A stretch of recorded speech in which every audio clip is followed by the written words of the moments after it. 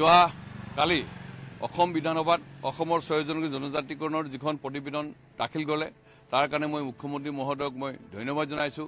তেখেতৰ সদস্যসকলক মই ধন্যবাদ জনাইছোঁ। অসম চৰকাৰৰ কেবিনেটক মই ধন্যবাদ জনাইছোঁ যে তেখেতে এই প্ৰতিবেদনৰ জৰিয়তে দীৰ্ঘদিনীয়া সমাধান হোৱা ৬জনগোষ্ঠীৰ জনজাতিকৰণৰ বিষয়টো সমাধান কৰাৰ ক্ষেত্ৰত এক ইতিবাচক পদক্ষেপ লৈছে।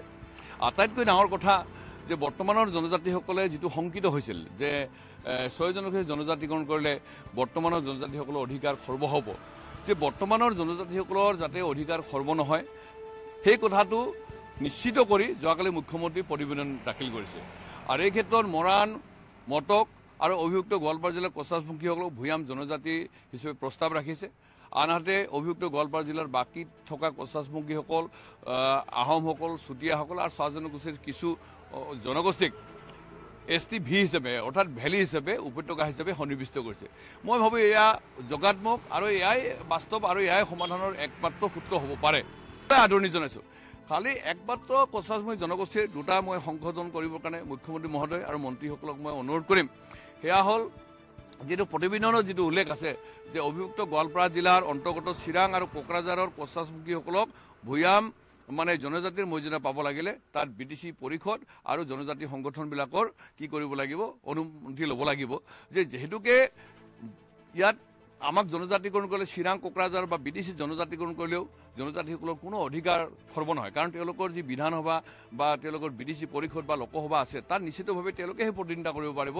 নতুনকৈ সংযোজন হোৱা কোনো জনগোষ্ঠীয়ে সেই জনজাতিৰ কাৰণে সংৰক্ষিত সেই সমষ্টিবিলাকত পাৰিষদবিলাকত প্ৰতিনিধিত্ব কৰিব নোৱাৰে। তেতিয়াহ'লে তেওঁলোকৰ অধিকাৰ খৰ্ব হোৱাৰ বা তেওঁলোকে শংকিত হোৱাৰ কাৰণটো নাই।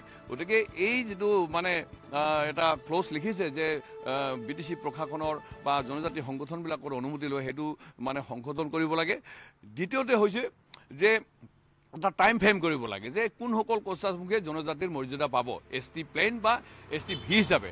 কাৰণ কোচাছমুখী জনগোষ্ঠীৰ উপাধি আৰু অসমৰ বিভিন্ন জাতি জনগোষ্ঠীৰ উপাধিৰ লগত সামঞ্জস্য আছে। এতিয়া অনা কোচাছমুখী লোকেই যদি নিজকে কোচাছমুখী বুলি চিনাকি দি তেওঁলোকে জনজাতিৰ প্ৰমাণ পত্ৰ লয় তেতিয়াহ'লে প্ৰকৃতত কোচাছমুখী ডিপ্ৰাইভ হ'ব। আজি নেপালীসকলৰ ক্ষেত্ৰতে হওক, বিহাৰী সম্প্ৰদায়ৰ ৰায় লিখে, বেংগলীসকলেও বহুত ক্ষেত্ৰত ৰায় লিখে। হাজৰিকা, চমুৱা, ৰাজখোৱা, নেক, ভূঞা, তামুলী, মজুমদাৰ, ৰায়, বেপাৰী, মণ্ডল, চৌধুৰী আদি প্ৰত্যেকটো জাতি জনগোষ্ঠীয়ে ব্যৱহাৰ কৰে। এতিয়া যদি কোনসকলে পাব সেই কথাটো যদি নিৰ্ণয় নকৰে তেতিয়াহ'লে আমি জনজাতিৰ মৰ্যাদা পাম যদিও বহু অনা কোচাছমুখী লোকে জনজাতিৰ প্ৰমাণ পত্ৰ লৈ প্ৰকৃতত কোচাছমুখী জনগোষ্ঠীৰ যিটো অধিকাৰ এইটো খৰ্ব হ'ব। সেইকাৰণে মাননীয় মুখ্যমন্ত্ৰীক মই অনুৰোধ জনাম যে তেওঁ এই বিধি ব্যৱস্থাটো প্ৰতিবেদনখন উল্লেখ কৰিব লাগে।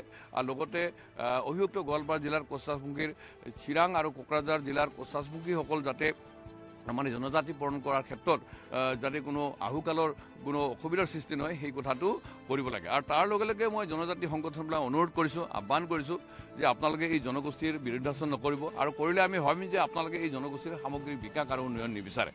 সেইটোৱে আপোনালোকৰ কথাত প্ৰতিফলিত হ'ব। গতিকে যিহেতুকে প্ৰতিবেদনখনত বৰ্তমানৰ জনজাতিসকলৰ অধিকাৰ খৰ্ব নোহোৱাকেই সুস্পষ্টভাৱে পৰিপক্ক মাননীয় মুখ্যমন্ত্ৰীয়ে ইয়াত কথাবিলাক সন্নিৱিষ্ট কৰিছে। গতিকে আপোনালোকে বিৰোধিতা নকৰিব আৰু এই সমস্যাটো সমাধান হোৱাৰ ক্ষেত্ৰত আপোনালোকে সহযোগিতা কৰক।